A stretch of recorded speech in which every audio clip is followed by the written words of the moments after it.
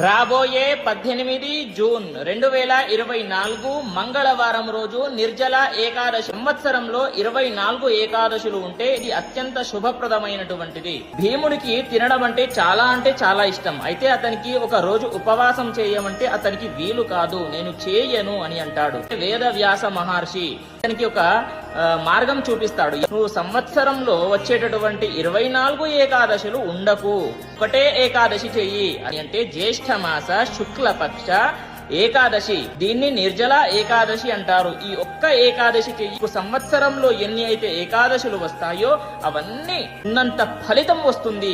బ్రహ్మ ముహూర్తంలో తల స్నానము చేసి ఆ రోజంతా ఉపవాసం విష్ణు భగవంతుడి దేవాలయానికి వెళ్లి 8 సార్లు ఓం నమో భగవతే వాసుదేవాయ అనేటటువంటి మంత్రాన్ని చదువుకోండి.